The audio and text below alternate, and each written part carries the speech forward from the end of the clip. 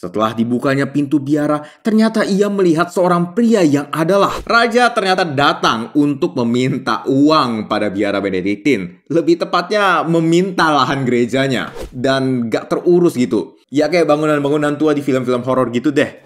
Terus kalau gua udah hidup berkecukupan gimana dong? Masa mesti jadi miskin lagi buat ngikutin sabda Yesus? Banyak orang datang kepadanya dan mendapat kesembuhan dengan perantaraannya. Yang buta melihat, yang bisu berbicara, dan yang tuli mendengar.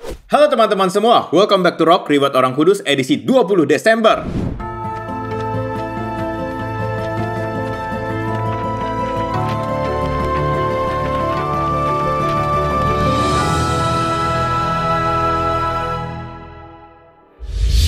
Hari ini kita akan membahas riwayat dari Santo Dominikus dari Silo, pelindung para tawanan dan ibu hamil. Sebelum kita mulai, silahkan share dulu video ini supaya semakin banyak orang dapat hidup kudus lewat teladan para Santo Santa. Oke, tanpa berlama-lama lagi, mari kita mulai! Cerita berawal di kota La Rioja, Spanyol sekitar awal abad ke-11. Hiduplah seorang Katolik muda bernama Dominikus. Situasi ekonomi keluarga membuatnya tidak dapat bersekolah, sehingga ia harus bekerja membantu ayahnya sebagai seorang gembala. Namun, di tengah ekonomi yang ngepas ini, ia selalu menyempatkan waktu untuk berdoa dan bermeditasi. Bahkan bisa dibilang, di luar pekerjaannya sebagai gembala, kerjanya ya cuma doa dan meditasi aja guys. Nah, ternyata hubungannya dengan Tuhan yang semakin intim ini menimbulkan satu panggilan dari dalam hatinya untuk hidup membiara guys. Ia menjawab panggilannya dengan bergabung bersama para biarawan Benediktin di Biara San Milan della Cogolla. Singkat cerita, setelah menjalani beberapa tahun hidup membiara, ia ditabiskan sebagai imam religius dan menjabat sebagai prior atau kepala biara Benediktin tersebut dengan nama Romo Dominikus OSB. Setelah ia menjabat sebagai seorang prior, ia mengalami suatu peristiwa yang mengejutkan guys. Lingkungan biara yang biasanya sunyi, tiba-tiba terdengar suara bunyi ketukan pintu biara. Setelah dibukanya pintu biara, ternyata ia melihat seorang pria yang adalah Genderuwo ya? Waduh, serem banget aduh. Bukan. Pria itu adalah Raja Garcia Sanchez ketiga dari kerajaan Navarre. Nah, menurut teman-teman, kira-kira Raja mau ngapain sih datang ke biara? Mungkin ada yang mikir. Oh, mungkin mau memohon doa kali ya?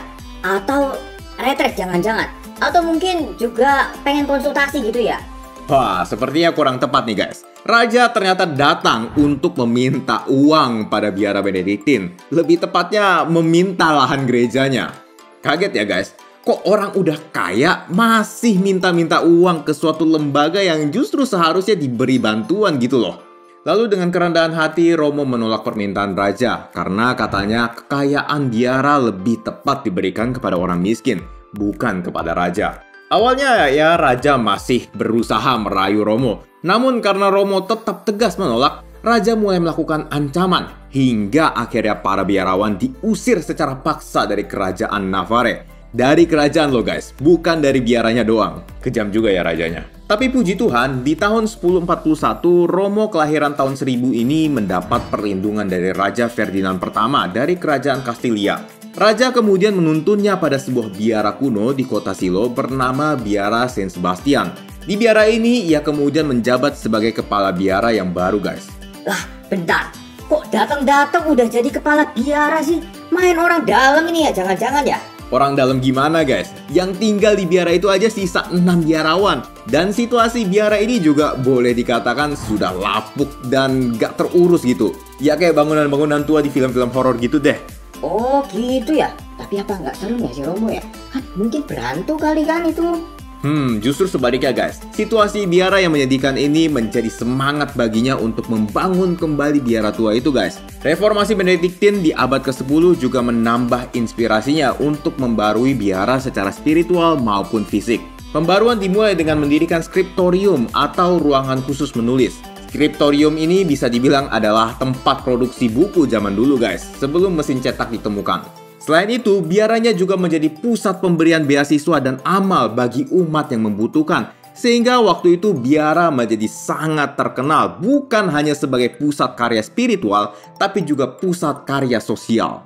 Romo Dominikus juga dikaruniai Tuhan dengan berbagai mukjizat penyembuhan guys.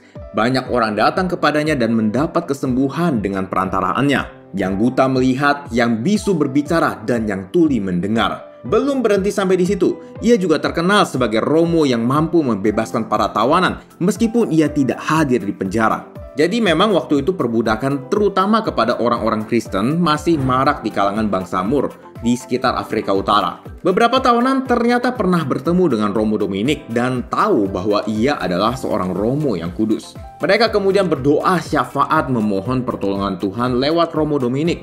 Di tempat yang berbeda, Romo terus mempersembahkan misa bagi penebusan dosa dan pembebasan untuk para tawanan.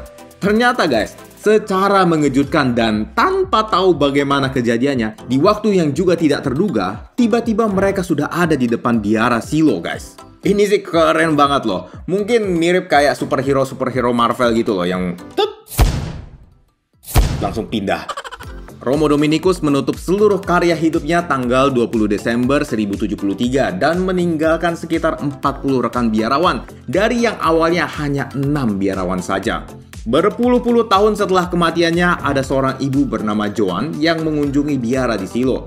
Joan kemudian berdoa memohon pertolongan Dominikus untuk bayi yang ada di kandungannya. Tak terduga, ternyata Dominikus menampakkan diri kepadanya dan mengatakan bahwa Joan akan memiliki seorang putra yang akan menjadi cahaya yang bersinar bagi gereja.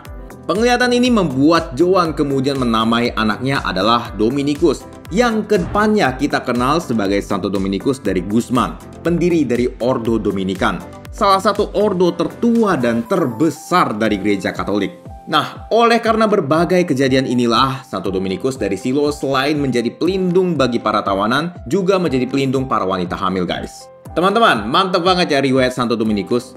Nah, lewat riwayatnya ini kita bisa belajar loh untuk terus memberi dalam hidup kita. Kita tahu ya, beliau pernah mencoba untuk membarui biara. Dan tentunya ini nggak murah guys. Kayak sekarang aja kita mau renovasi rumah. Nggak murah kan? Pasti akan selalu ada biaya yang dikeluarkan. Tapi di situasi yang serba pas-pasan ini, ia masih bisa memberikan beasiswa dan juga amal kasih kepada orang-orang yang membutuhkan. Berapa banyak dari kita yang berpikir seperti ini guys? Gua harus cari kerja dulu, biar kaya dulu, baru bisa memberi. Kalau nggak kaya ntar kita pusing sendiri mikirin mesti makan apa, tinggal di mana. Sebenarnya pemikiran ini nggak salah sih, tapi terkadang ketika tujuan kita untuk kaya dahulu, bisa jadi tanpa sadar kita berubah seperti Raja Garcia yang mengusir Santo Dominikus keluar dari kerajaannya. Dan dari sinilah kita bisa lihat kalau raja merupakan satu cerminan pribadi yang tamak akan harta duniawi guys. Meskipun dia hidup sudah sangat berkecukupan. Ibaratnya ngedip aja keluar emas gitu loh. Nah, di dalam Injil kita tahu Yesus pernah memuji seorang janda miskin yang memberikan 2 peser ke peti persembahan karena ia memberi dari kekurangannya. Disinilah seninya menjadi murid Kristus guys. Tuhan menghargai kita ketika kita memberi bukan dari harta kita yang melimpah, tapi dari kekurangan kita. Terus kalau gua udah hidup berkecukupan gimana dong? Masa mesti jadi miskin lagi buat ngikutin sabda Yesus? Ya, puji Tuhan, bagus dong kalau udah hidup berkecukupan. Berarti bisa memberi lebih banyak lagi.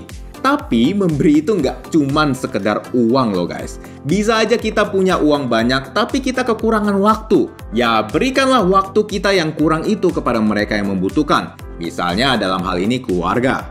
Pertanyaannya, apakah kita, saya, dan teman-teman sekalian sudah memberi dari kekurangan kita? Atau apakah kita justru sedang mencari kekayaan terus-menerus dan tanpa sadar berujung seperti Raja Garcia? Jawabannya silahkan kita renungkan masing-masing ya. Oke guys, begitulah kisah hidup dari Santo Dominikus dari Shiloh. Kalau teman-teman merasa video ini bermanfaat, teman-teman boleh like, subscribe, dan share untuk mendukung pengembangan channel ini. Terima kasih sudah menonton dan sampai jumpa di Rock edisi selanjutnya. Gule-gule!